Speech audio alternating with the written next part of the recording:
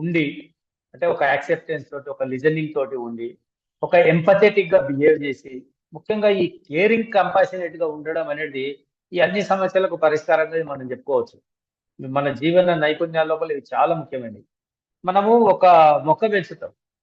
ఆ మొక్కని ఎంత కేరింగ్ గా చూసుకుంటాం చెప్పండి.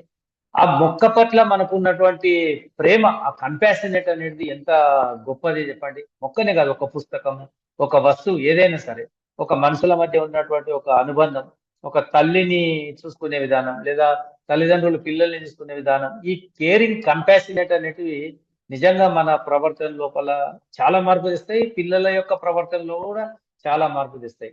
కాబట్టి ఉపాధ్యాయులందరూ ఈ 3, 4 పదాల పట్ల కొంచెం బాగా ఆలోచించాల్సింది. అది తరగతి గదుల లోపల అమలు చేయాల్సినటువంటి అంశం కూడా ఉంది. అంత సులభం కాదేమో. మనం ఒక భిన్నంగా పోయినప్పుడు కొంచెం ఇబ్బంది కూడా ఉండొచ్చు. కానీ కొద్దిగా అలవాటు పడితే మాత్రం ఖచ్చితంగా చాలా చాలా ఇంపార్టెంట్ అంశాలన్నిటి కింద ఉంటాయి ఈ caring and compassion. So Umamaheswari గారు తన అనుభవాలు, తనకు తెలిసినటువంటి అంశాలు, చెలిమి చూపెట్టినటువంటి ప్రభావాల గురించి మాట్లాడినారు. వాళ్ళ యొక్క స్టూడెంట్ ఉన్నారు, హారిక. హారిక 7వ తరగతి చదువుతున్నటువంటి హారికను కూడా మనం దీని గురించి మాట్లాడమని చెప్పి అంటున్నాం. నిన్ను ఎవరు ప్రభావితం చేసినటువంటి ఉపాధ్యాయులు, అసలు ఉపాధ్యాయులు అంటే ఉపాధ్యాయుల గురించి నీ అభిప్రాయాలు. నేను ఒక ప్రశ్నలో నిన్ను బంధించదలుచుకోలేదు. నీ అభిప్రాయాలను చెప్పమ్మా నువ్వు హారిక.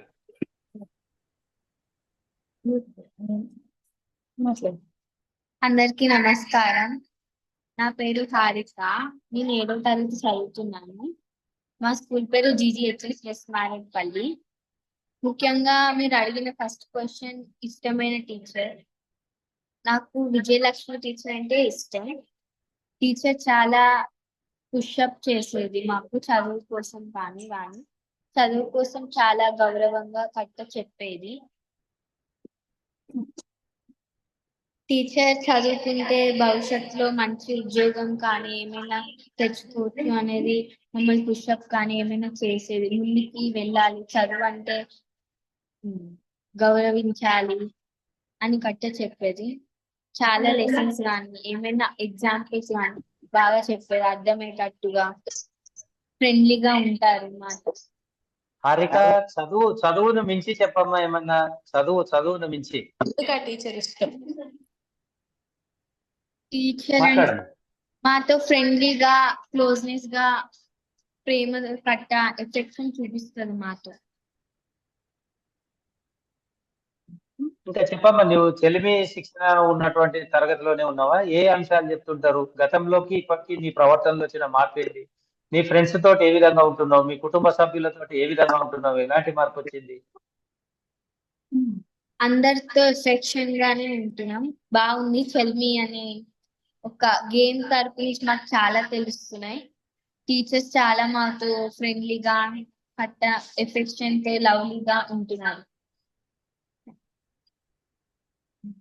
గేమ్స్ ఆడినప్పుడు నాకు ఇంటి దగ్గర ఫ్రెండ్స్ తో ఆడాలనిపిస్తుందా ఏమన్నా? ఎప్పుడైనా గేమ్స్ ఆడాలన్నా మాకు ఈ గేమ్స్ ఆడాలని ఉన్నట్టు అనిపించేది మాకు.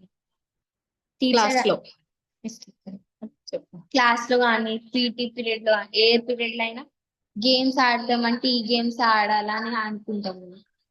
ఇప్పుడు చెల్లి యాక్టివిటీస్ మీకు నచ్చినాయి? ఓకేనమ్మా హారిక, మీ ఫ్రెండ్స్ లో ఎవరో పైన చెల్మి వల్ల వచ్చింది మన మార్పు చెప్పమ్మా. మీ ఫ్రెండ్స్ లో మీరు గమనించిన మార్పు చెల్మి వల్ల? అంటే అప్పట్లో ఆడే గేమ్స్ కనేవి అందరితో కలిసి ఉండండి, గొడవలు పడ్డం, అందరితో కలిసి ఉంటారు. అప్పుల్లో గేమ్స్ ఆడిన దూరంగా గొడవలు ఆడుకుంటా చేసేవారు. కానీ చెల్మి గేమ్స్ వల్ల అందరు ఫ్రెండ్లీగా ఆడతారు. ఈ అన్ని అంశాలు మీ తల్లిదండ్రులతో మాట్లాడుతుంటావమ్మా? ఇవన్నీ ఏం జరుగుతుంటది, ఏ విధంగా వాళ్ళు నీ మాట వింటుంటారా? నీకు చెప్తుంటావా ఇవన్నీ అంశాలు?